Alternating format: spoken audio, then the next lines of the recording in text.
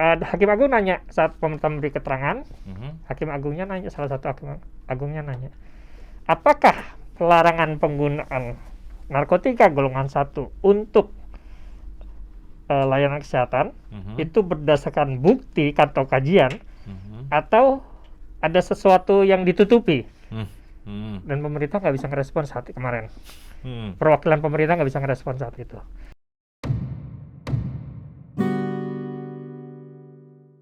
Ya, selamat ketemu lagi bersama saya Patri Handoyo. Kali ini saya ditemani sama teman saya Ardani Suryadharma atau biasa dipanggil Acil. Gitu. Nah, Acil ini dia belakangan berapa tahun ya? 3 tahun, 4 tahun terakhir gitu ya, lu sibuk. 5 tahun. 5 tahun terakhir dia sibuk sama urusan urusan mengubah undang-undang narkotika. Mengubah ya? Atau apa sih? Mengubah. Istilah yang tepat Mengubah ya? yang sudah ada. Mengubah ya? Ya. Mengubah. Nah, Cil, lu bisa ceritain nggak, Cil, itu prosesnya selama 5 tahun itu ngapain aja, Cil? Oke, ya sebenarnya kalau dibilang 5 tahun nggak 5 tahun ya, kita tarik ke belakang, jauh ke belakang sebelum 5 tahun itu Rumah Cemara sudah konsisten untuk melakukan dorongan terhadap revisi undang-undang kan.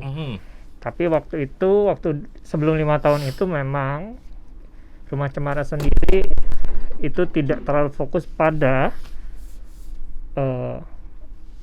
perubahan undang-undangnya secara langsung.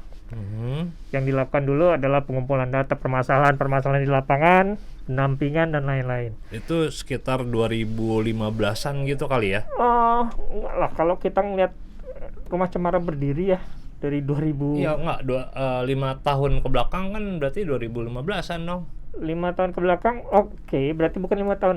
Kayaknya udah 10 tahun ke belakang berarti. 10 tahun ke belakang. Dari 2011 kita ya? udah fokus. Oke. Di situ. Gimana? Nggak kerasa ya, udah 10 tahun lebih nih. Ya. Jadi kalau di tahun 2011 tuh Rumah Cemara mulai melihat bahwa ada permasalahan yang terjadi di Indonesia. Bahwa permasalahan penangkapan pengguna narkotika di lapangan itu masalahnya bukan dari polisi, bukan dari aparatur hukumnya. Masalahnya akarnya itu ada di undang-undangnya itu sendiri. Oke. Nah, yaitu undang-undang narkotikanya masih mengkriminalkan pengguna narkotika. Itu. Meskipun di tahun 2010-2011 tuh janji-janji surganya kan dibilang, wah, kita sudah dekriminalisasi kok. Ya, oke. Negara Indonesia karena pengguna narkotika bisa direhabilitasi. Iya, tahun 2009. Pas undang-undang dirubah itu kan? Ya, itu 2009. Kan 2009 ada undang-undang baru ya. Iya. Itu kan dibilang, kita sudah melakukan dekriminalisasi. Oke, dan undang-undang baru itu juga mengatur upaya-upaya rehabilitasi. Ya. Terbuai kan? Oke. Kita di komunitas terbuai. Bener ya, pemerintah peduli. Tapi setelah mempelajari lebih lanjut, ternyata di dalam undang-undang itu juga tetap saja mengkriminalkan. Kenapa saya bilang mengkriminalkan? Rehabilitasi putusannya itu harus melalui proses hukum, Pak.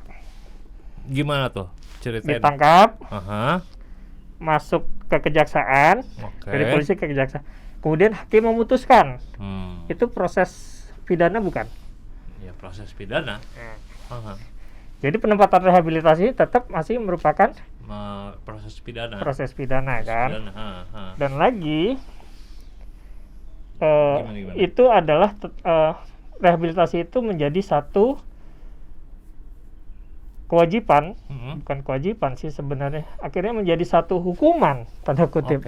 Menjadi satu hukuman, bentuk hukuman kepada pengguna narkotika. Sayangnya lagi, kalau tadi saya bilang pengguna, dari tadi itu bahasa kami di Rumah Cemara. Sayangnya lagi sebenarnya yang dapat diputuskan oleh hakim itu adalah yang pertama adalah harus pecandu sebenarnya. Yang kedua adalah pecandu itu adalah orang yang ketagihan. Jadi kalau orang yang menggunakan seminggu sekali tidak ketagihan, dia nggak berhak dapat itu. Ketagihan tuh ada 2 ya, ada ketagihan fisik sama psikologis kan? Menurut katanya. Di Ya kan? undang-undang, Di undang-undang, ya kan? dibuktikan dengan asesmen. Dan kemudian adalah yang satu lagi yang ada dua komponen, dua jenis yang bisa dapat, pecandu dan kemudian korban penyalahgunaan nafsu. Apalagi itu? Korban penyalahgunaan itu adalah korban yang menggunakan narkotika karena dibujuk rayu, ditipu dan lain-lain. Jadi kalau lo menggunakan secara sadar ya lo nggak bisa dapat rehabilitasi. Kalau gue dipaksa gitu, dipaksa sama teman-teman gue, pakai narkotika lo, ayo dicekokin, korban gitu. Korban lo, tapi buktinya apa lo korban? Pembuktiannya secara hukum kan akan sangat susah bahwa lo ditipu dan dibujuk rayu, dicekokin ya kan? Gitu ya. Itu yang kemudian ini ada masalah di undang-undangnya. Oke, kita konsentrasi deh di 2011 itu kita konsentrasi apa aja yang kita butuhkan untuk melakukan perubahan undang-undang. Kita lihat dulu nih, kemudian di proses berjalan kita lihat komponen-komponen apa yang turun setelah Undang-Undang Nomor 35 2009 itu disahkan. Kemudian ada SEMA kan, Surat Edaran Mahkamah Agung, panduan untuk hakim memutuskan perkara narkotika. Kemudian muncul lagi banyak telegram rahasia dari Barreskrim. Rahasia ya? PR, istilahnya rahasia tapi terbuka untuk beberapa orang. Iya. Yang memberikan petunjuk bagaimana kepolisian melakukan upaya rehabilitasi ataupun melakukan pembantaran kepada pengguna narkotika. Kemudian ada SEJA, Surat Edaran Jaksa Agung. Akan tetapi ternyata itu semua itu tidak menyelesaikan masalah. Kalau kita lihat di data Dirjenpas, tetap 55% itu adalah kasus narkotika yang dilapas. Itu kenapa tuh, Cil? Nggak ada perubahan yang signifikan? Ya karena di dalam pasal 127 pun di Undang-Undang 35 yang selama ini selalu digadang-gadang gitu. Minta 127 dong buat pengguna narkotika yang ketangkep. Minta pasal tunggal. Tapi kalau kita baca, coba lu buka deh pasal 127. Ini gue lagi buka. Ayat 1. Bunyinya bacain. Oke, pasal 1 kita bacakan ya. Siap penyalahguna narkotika golongan 1 bagi diri sendiri dipidana dengan pidana penjara paling lama 4 tahun. Dekriminalisasinya di mana, Pak? Oke, kita lihat ayat 2. Katanya ada dalam memutus perkara sebagaimana dimaksud pada ayat 1, hakim wajib memperhatikan ketentuan sebagaimana dimaksud dalam pasal 54, pasal 55 dan pasal 103. Oke, berarti kita lihat 54 itu wajib rehabilitasi, 55 iya, 103.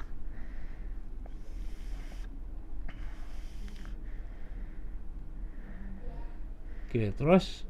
Nah, di 103 itu dia bilang, hakim yang memeriksa perkara pecandu narkotika dapat memutuskan untuk memerintahkan yang bersangkutan menjalani pengobatan dan atau perawatan melalui rehabilitasi jika pecandu narkotika tersebut terbukti bersalah melakukan tindak pidana narkotika.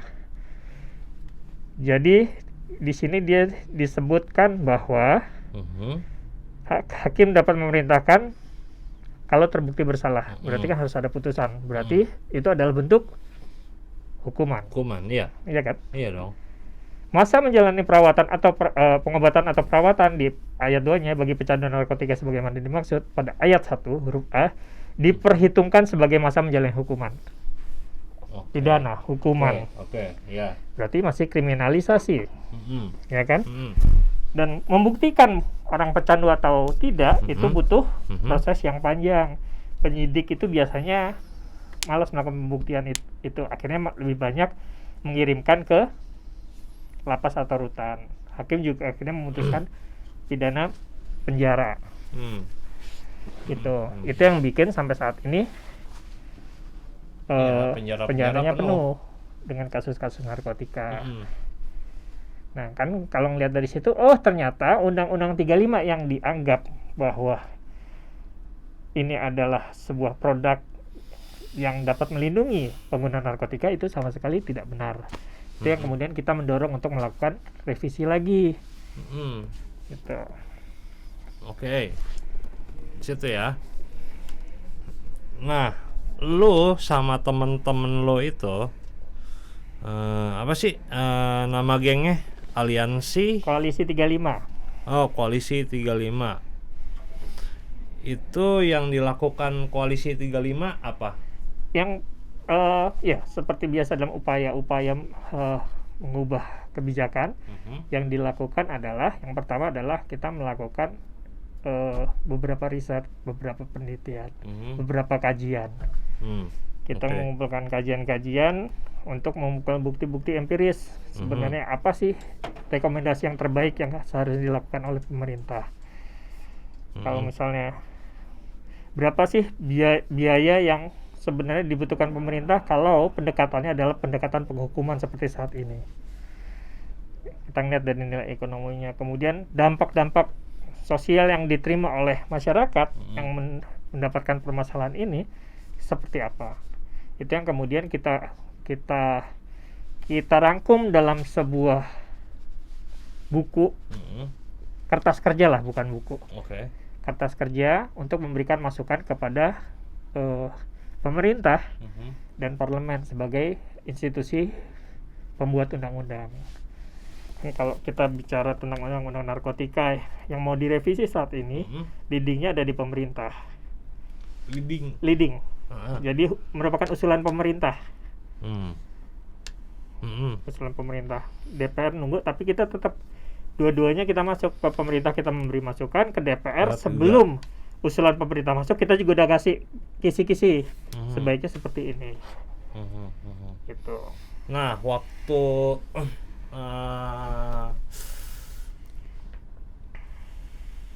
amandemen Undang-Undang Narkotika itu dari tahun 97 ke 2009 itu tuh gue sempat ikutan tuh, Cil. Nah, itu yang menjadi istilah lu tadi leading sektornya adalah Komisi 9. Komisi 3? Enggak, Komisi 9 yang mengusulkan. Enggak, yang gini. Yang ngusulin itu presiden. Pemerintah. Pemerintah. Okay. Pemerintah. Karena kenapa waktu itu pengen diubah sih undang-undang itu? Karena ada kasus HIV yang tinggi ketika itu. Gitu. Sehingga diperlukan satu perubahan, entah ya apalah namanya, amandemen ya, perubahan di undang-undang narkotika itu,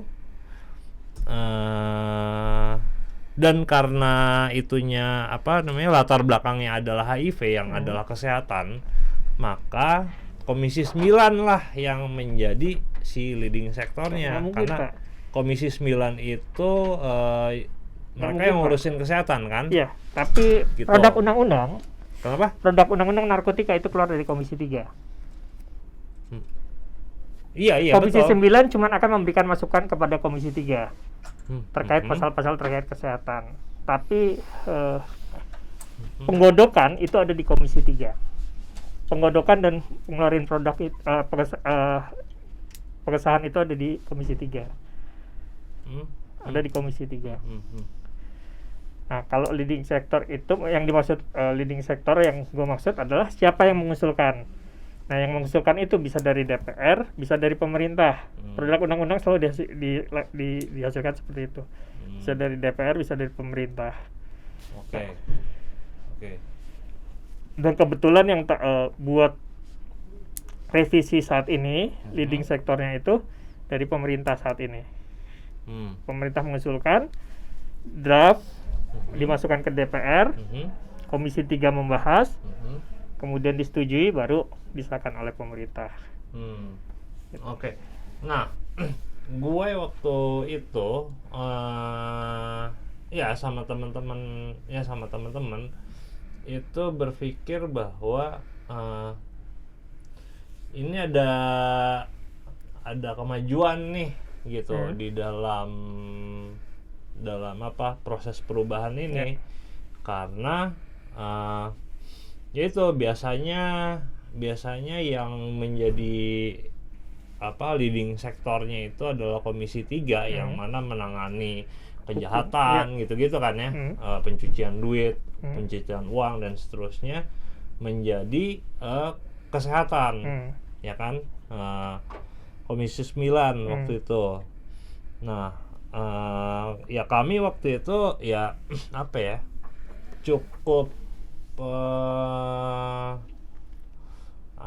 cukup senang dan cukup puas ya ketika itu, karena ini udah tepat ada gitu. perspektif kesehatan di situ. Ini udah tepat ditangani sama kesehatan. Nah, kalau sekarang gimana? Ya, jadi sebenarnya gini, proses advokasi kan ya, kalau tadi bilang cukup puas, ya pasti puas pada saat ini, pada saat itu. Karena kan proses advokasi itu nggak mungkin 100% langsung berubah seperti apa kita mau. Benar. Sebuah perubahan kecil itu adalah sebuah keberhasilan proses advokasi, ya kan? Termasuk pada saat di 2009. Nah, by end process kita kan harus melakukan evaluasi. Apakah itu berjalan sesuai dengan apa yang kita harapkan, atau ternyata tidak. Nah, kalau tidak, ya kita melakukan proses yang sama dengan strategi yang berbeda mungkin. Gitu. Kalau bicara apakah ada perspektif kesehatan, kalau kita mau jujur-jujuran ya, sebenarnya di undang-undang sebelumnya juga sudah ada perspektif kesehatan. Iya. Begitu juga bahkan dari dulu, tahun 76. Dari 76. Iya, sudah ada perspektif kesehatan. Hanya balik lagi tadi, apakah kemudian semuanya berjalan dengan yang kita mau, itu yang kemudian bukti-bukti empiris yang kita ajukan bahwa ini loh ternyata apa yang kita harapkan tidak sesuai, sebaiknya seperti ini. Gitu. Jadi kita memberi masukannya itu benar-benar berdasarkan hasil-hasil penelitian dan kajian, baik itu di dalam ataupun di luar negeri. Gitu. Nah, sejauh ini apakah kalau masyarakat sipil itu lah, mereka punya naskah akademik yang cukup berisi gitu ya, tentang itu, tentang latar belakang kenapa sih narkotika perlu dijadikan perlu disediakan gitu oleh negara dan seterusnya. Nah, tapi kalau dari DPR dan pemerintah sendiri, lu ngeliatnya gimana? Mereka bikin naskah akademik nggak sih? Mereka bikin, yang bikin staf ahli. Bikin staf ahli, tapi apakah kemudian dilengkapi? Kan gini. Kemarin on proses, gue cerita sedikit kemarin proses di Mahkamah Konstitusi. Saat ini kita bersama beberapa kelompok masyarakat sedang melakukan judicial review terkait pelarangan ganja medis, pelarangan penggunaan ganja medis di Indonesia. Nah, satu pertanyaan menarik dari salah satu hakim agung di situ adalah kepada pemerintah, nanya ya. Kemarin jadi pas kemarin banget itu prosesnya adalah mendengarkan keterangan pemerintah dan keterangan DPR. Nah, hakim agung nanya saat pemerintah memberi keterangan, hakim agungnya nanya, salah satu hakim agungnya nanya, apakah pelarangan penggunaan narkotika golongan 1 untuk layanan kesehatan itu berdasarkan bukti atau kajian, atau ada sesuatu yang ditutupi? Dan pemerintah nggak bisa ngerespon saat kemarin. Perwakilan pemerintah nggak bisa ngerespon saat itu. Ya, secara kacamata kan berarti lu ngelarang, ada kajiannya nggak sih sebenarnya? Semuanya selalu bilang itu berdasarkan konvensi PBB tahun 61. Selalu patokannya itu, seringkali di beberapa wacana. Padahal di konvensi 61 itu juga tidak melarang penggunaan narkotika golongan berapapun untuk Betul, pelayanan kesehatan. Gitu. Dan lucunya lagi, itu kan kemudian yang jadi patokan katanya Konvensi 61. Rekomendasi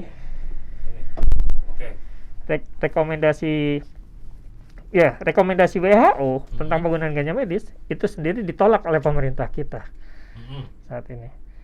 Yang waktu itu Desember ya? Desember 2020. Ditolak, menolak dengan keras. Nah, kemarin juga anggota DPR yang mewakili sebagai perwakilan DPR untuk memberi keterangan menyatakan salah satu bentuk kritiknya kepada pemerintah, kalau pemerintah boleh nolak, tapi lanjutkan dengan kajian. Iya dong. Jangan berhenti nolak. Iya. Ya cuma nolak doang, nggak ada alasan apapun, lucu. Itu kan ini politik, statement politik penolak. Buktikan dengan hal-hal yang bersifat akademis. Itu salah satu tantangan sebenarnya kepada pemerintah. Ayo. Iya dong. Kalau kita mau bilang kita bangun kebijakan berbasis bukti yang seperti Presiden Jokowi selalu menggaungkan, ayo kita bangun kebijakan berbasis bukti. Buktikan, bikin penelitiannya. Hasilnya nanti iya atau tidak ya tergantung hasil penelitian. Iyalah. Nah, geng lo ini apa tadi namanya, aliansi Koalisi 35. Koalisi 35 ini mendorong itu nggak sih? Mendorong supaya pemerintah mengeluarkan kajian-kajian gitu untuk argumentasi. Ya, itu salah satu. Kemudian kita membuat kajian adalah kemudian kita berharap bahwa ini akan menjadi sebuah diskusi akademis. Ya kajian diinikan dengan kajian lagi lah. Jangan kemudian kajian dilawan dengan pokoknya nggak boleh. Kayak anak kecil banget kita. Nggak boleh. Saya punya ini Bapak, saya punya kajiannya. Ya pokoknya nggak boleh. Come on. Kita sebagai warga negara kan sama-sama bisa berpikir. Gitu. Kalau ternyata memang kajian mereka lebih tepat, ya kita harus bisa terima. Itulah proses demokrasi kan seharusnya. Iya, karena yang setahu gue itu terakhir LBH Masyarakat deh kalau nggak salah, itu yang ngajuin mem-PT-UN-kan slogan pendekatan pemerintah tentang perang terhadap narkotika. Bukan. Yang mana? Yang ini. Yang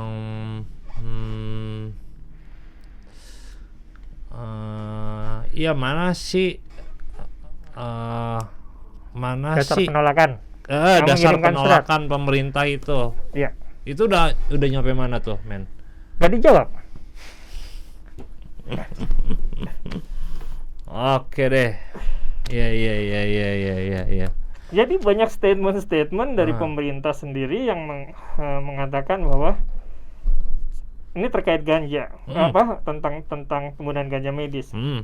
Ganja Indonesia ini tidak sesuai dengan apa yang dipakai orang-orang untuk ganja medis. Statementnya seperti itu. Ditanya kan risetnya mana? Kita mau tahu dong.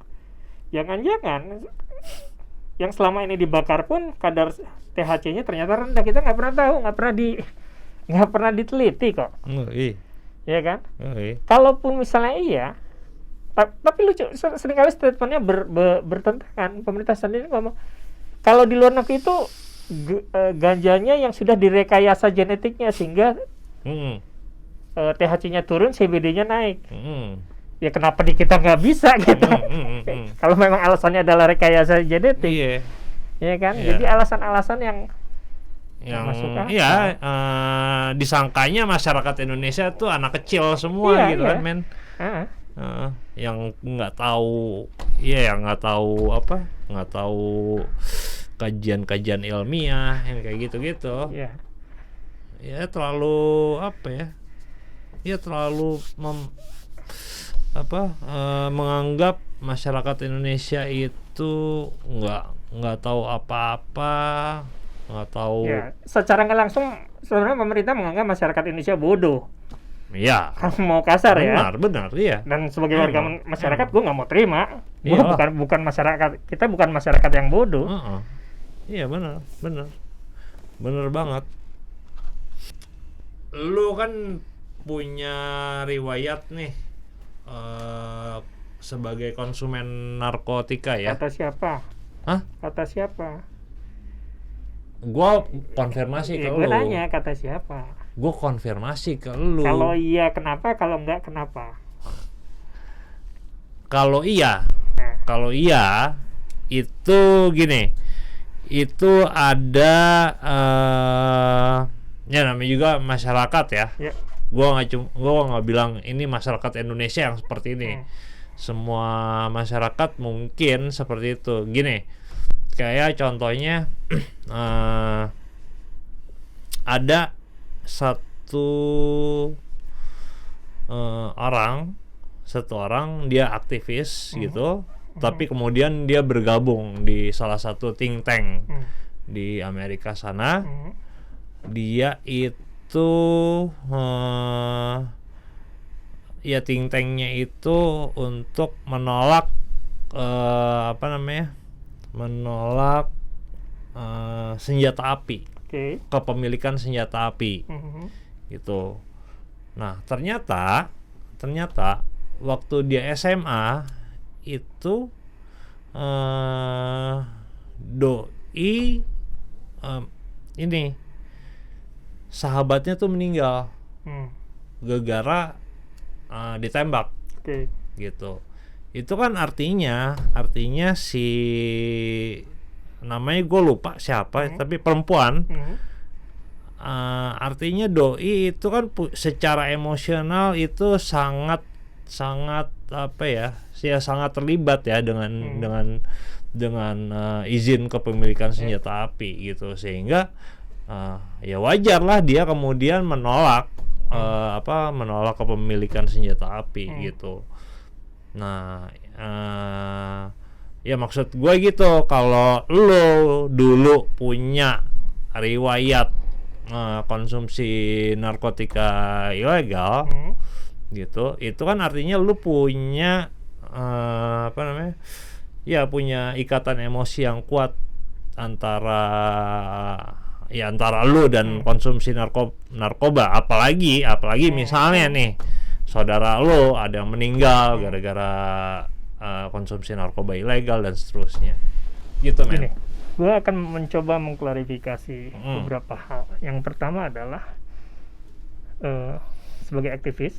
Sebagai apa? Sebagai aktivis, lu nggak perlu jadi orang yang lu bela atau punya keterikatan untuk membela sesuatu isu.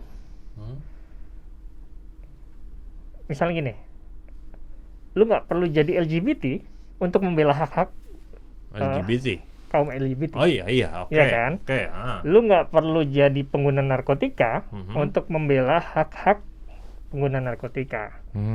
Ya kan? Kalau tadi riwayat dan lain itu bisa dua hal. Salah satu orang yang punya tanda kutip ya terdampak sama narkotika malah sekarang bikin gerakan anti narkotika. Yang memerangi narkotika. Ya kan? Itu masalah jalan aja dia. Ya, enggak juga sih. Kalau gue gitu, kalau gue punya prinsip gini, segala sesuatu yang didasari oleh dendam masa lalu, itu nggak akan tepat pendekatannya, karena nggak bisa subjektif. Iya, benar. Ya, itu. Jadi kalaupun lu punya masalah dengan narkotika, lu udah berdamai dulu dengan diri lu apa belum? Baru lu melakukan hal-hal untuk akan lebih subjektif. Jalan-jalan yang lu ambil dan melihat permasalahannya. Itu. Nah iya, jadi pertanyaan gue gini, lu khawatir nggak sih ketika ada orang yang tahu kalau lu punya riwayat gitu, riwayat konsumsi narkotika dulu?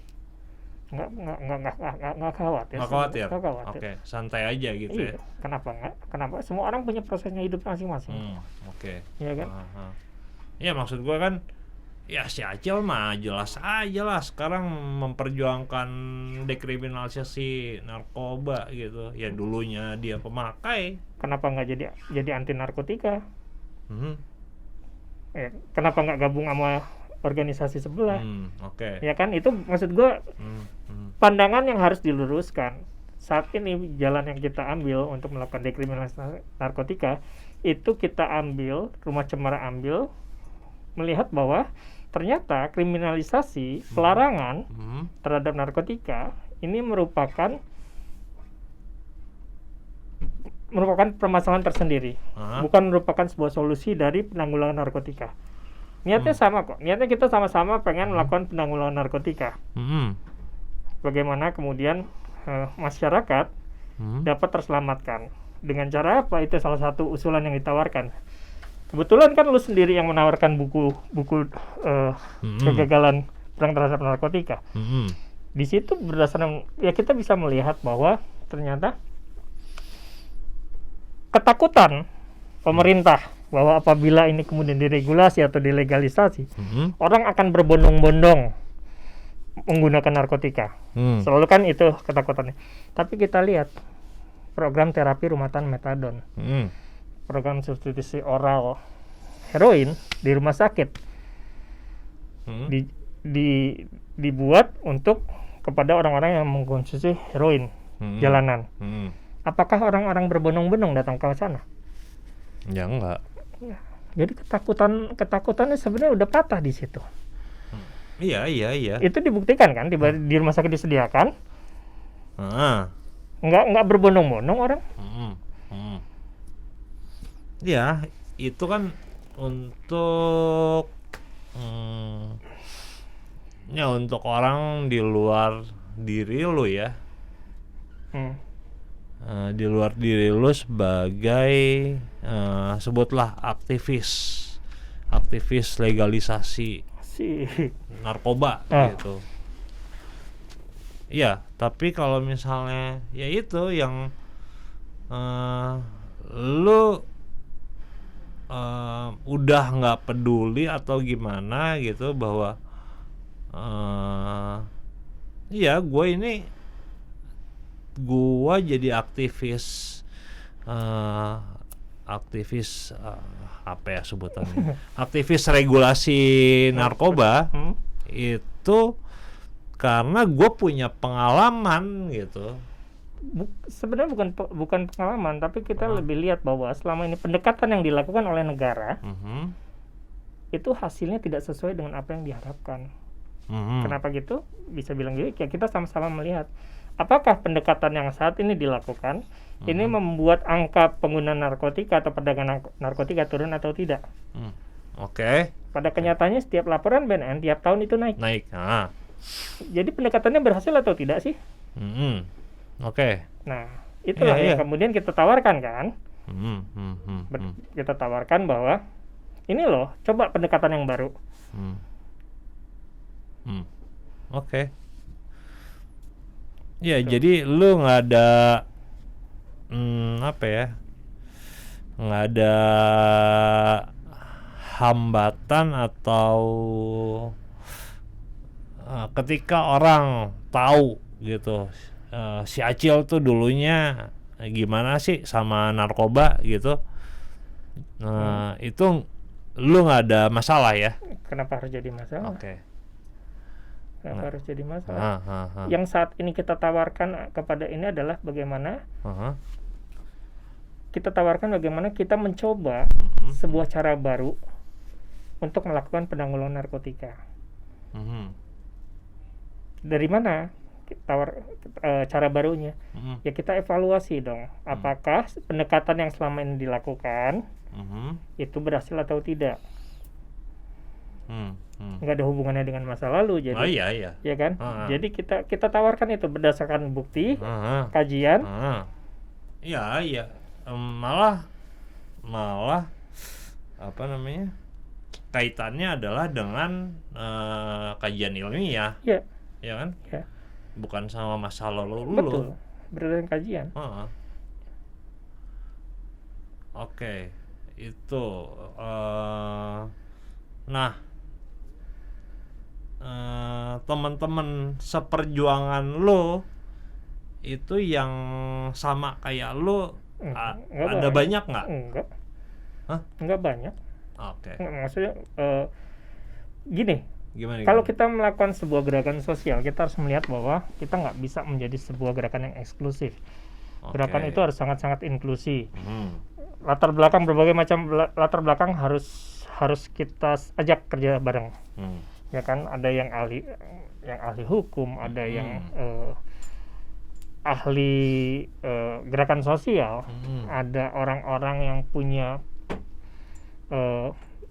latar belakang akademisi, ada orang-orang yang jago dalam kampanye, ada orang-orang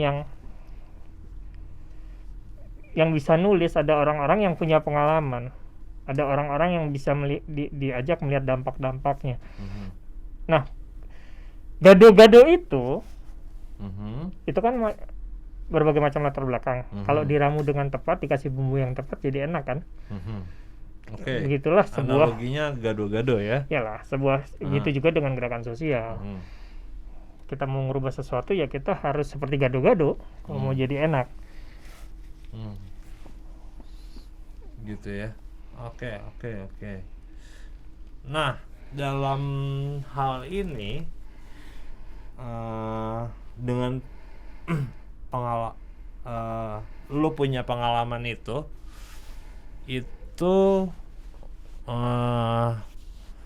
saat ini menguntungkan nggak buat lu? Menguntungkan dalam hal apa maksudnya? Menguntungkan dalam hal apa ya?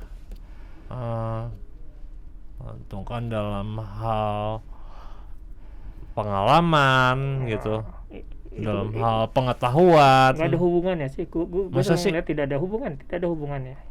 Kayak misalnya gini, lu dulu yang terpenting adalah menurut gue orang itu punya wawasan atau tidak.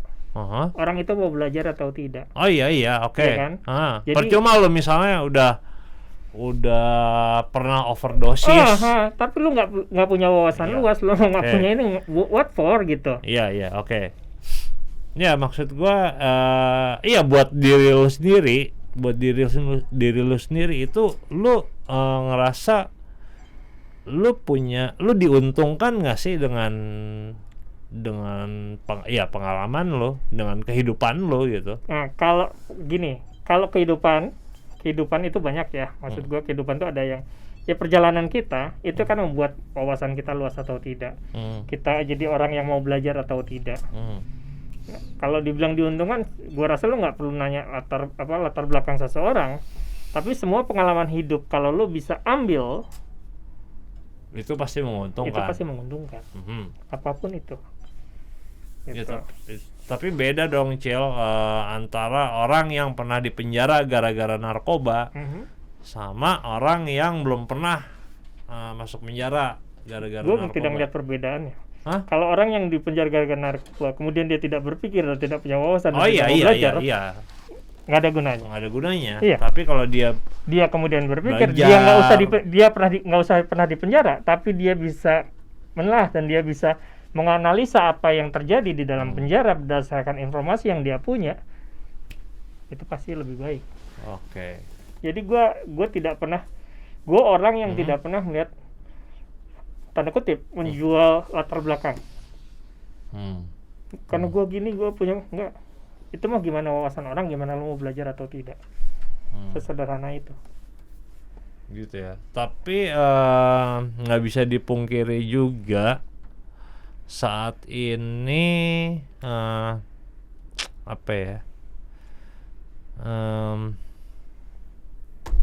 orang-orang yang sebutlah filantropis gitu ya, itu masih terpikat loh sama ya orang-orang yang kayak lo gitu. Enggak sih sebenarnya kalau gue lihat itu, karena beberapa kali sekarang sudah banyak kejadian. Ternyata ya bukan masalah latar belakang atau isu yang kemudian ini kan, tapi bagaimana orang itu bisa melakukan sesuatu atau tidak. Oh iya, pastilah itu kan ada evaluasinya. Iya. Iya, tapi maksud gue kayak orang-orang siapa filantropis ya, Bill Gates gitu ya. Ya mereka masih menjadikan orang yang istilahnya apa ya, survivor ya, penyintas itu ya orang yang punya nilai lebih gitu dalam hal ini. Ya mungkin mereka punya, tapi buat gue kalau kemudian lu nggak punya otak, lu nggak punya wawasan, what for? Gue sesimpel itu. Iyalah. Iya kan? Ya iyalah. Iya. Anjir. Percuma gitu, jangan naon anjing mah. Mana boga pengalaman narkoba tapi ya apa namanya? Secara intelektual juga Nggak ada, ya udah. Iya, Ya nggak ada begitu gunanya aja hidup juga, lu. men. Iya, tapi Dan ya, kalau gini, kalau Gimana? gue gini, kalau lu tanya ya kenapa di filantropis tadi masih menarik, buat gue itu juga bukan hal yang penting, karena sebenarnya sebuah kita mau melakukan sebuah perubahan atau apa, ya balik lagi kita melihat ini sebuah masalah atau tidak. Gimana tuh? Ya kalau gini, kalau kita melihat ada masalah dan kita mau itu berubah, ya nggak perlu ada filantropis itu juga. Karena kita ngeliat bahwa ini harus dirubah. Masalah ini menimbulkan banyak permasalahan dan ini harus dirubah. Apa hubungannya sama filantropis? Oke. Iya kan? Yep.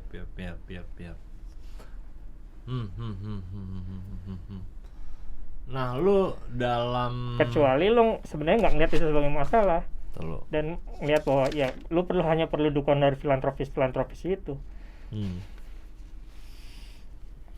Iya, Cel, dari pengalaman lu 2000 berapa ya?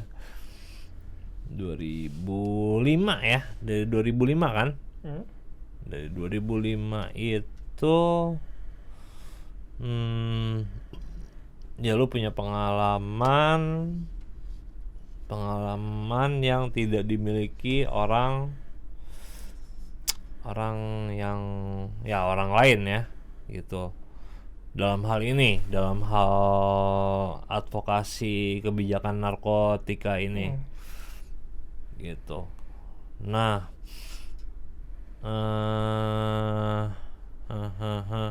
kalau saja Acil tidak punya atau tidak pernah mengalami hal-hal tentang itu tadi, mungkin nggak sih hidup lu itu seperti sekarang? Ya mungkin saja. Apa yang membuat itu menjadi mungkin? Kepedulian kepada permasalahan yang terjadi di masyarakat kita memungkinkan. Gitu ya? Iya. Gini. Yang mau lo sampein apa sih ke penonton Indonesia Tanpa Stigma? Iya, sebenarnya poinnya adalah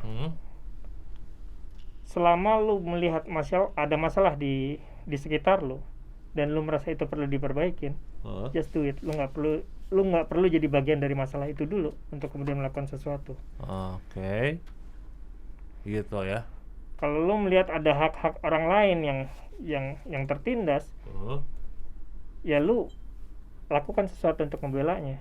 Nggak perlu lu harus ditindas dulu. Itu kan bentuk kepedulian sebenarnya. Oke.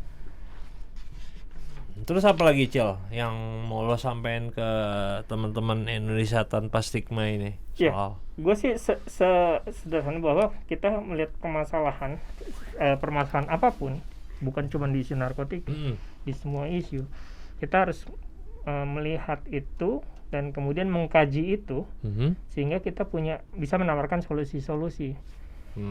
Nggak bagus juga buat gue, nggak bagus juga lo kritis, tapi lo tidak memberikan solusi.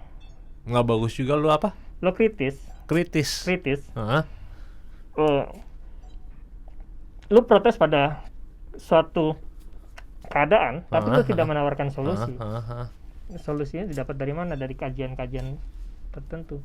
Jadi benar-benar bahwa kita kemudian memberikan, kita mencoba menjadi masyarakat yang berguna bagi bagi bangsa ini dengan sebuah usulan berdasarkan kajian-kajian yang kita punya.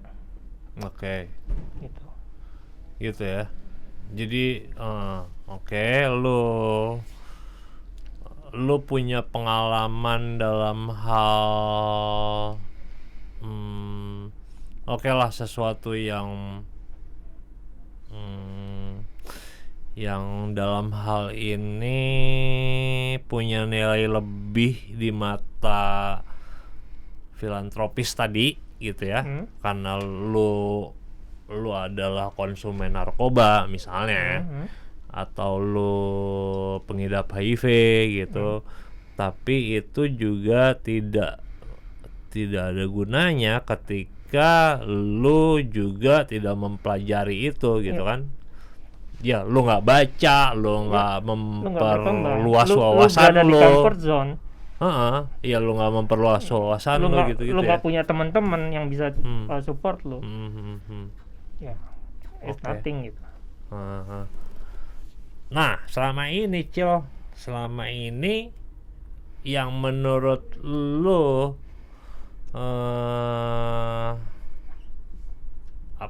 membantu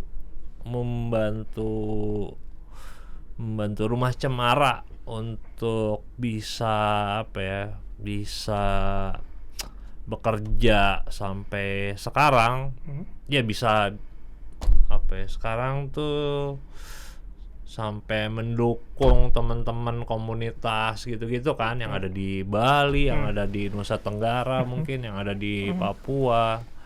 Itu menurut lo lebih disebabkan sama yang mana? Yang Acil sebagai konsumen narkoba, ataukah Acil yang berusaha mengembangkan jaringan? Yang pertama mengembangkan jaringan. Yang kedua adalah kemudian bagaimana Rumah Cemara bermetamorfosis dari organisasi komunitas menjadi sebuah organisasi komunitas yang bekerja secara profesional. Itu yang bikin kemudian yang lu bilang filantropis itu tertarik, bukan cuman Rumah Cemara adalah komunitasnya saja, tapi mereka mampu bekerja, mereka mampu mempertanggungjawabkan apa yang mereka buat sampai saat ini. Itu yang membuat Rumah Cemara bertahan sampai saat ini. Nah, itu juga teman-teman ya perlu juga tuh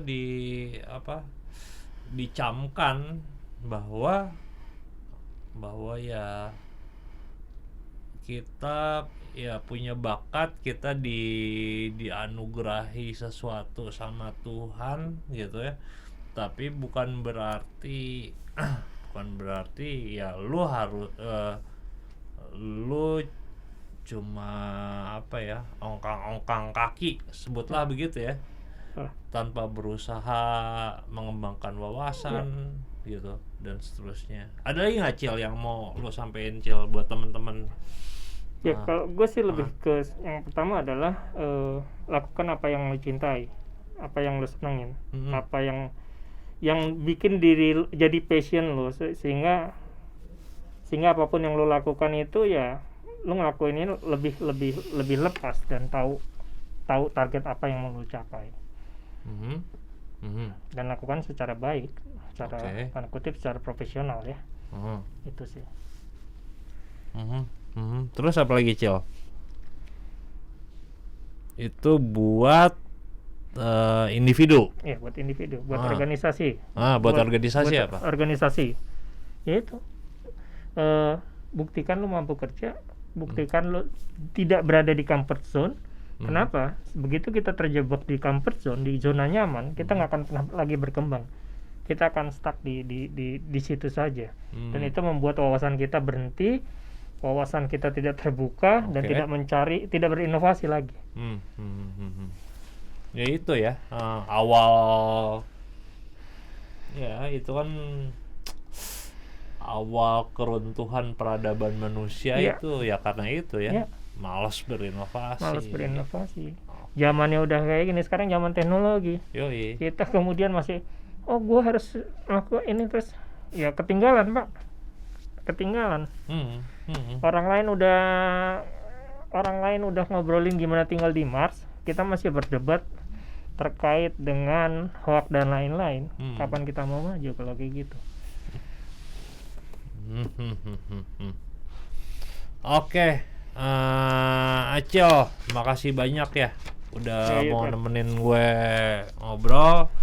Ada lagi nggak yang mau lo sampein ke teman-teman Indonesia Tanpa Stigma? Jangan lupa subscribe, komen, dan like. Ini salah satu inovasi yang dilakukan oleh Patri dan teman-teman.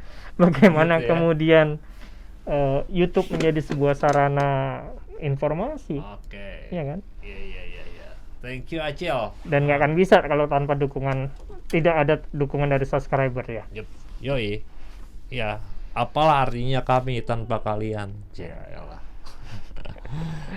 Oke ya, makasih teman-teman. Sampai ketemu lagi. Dah.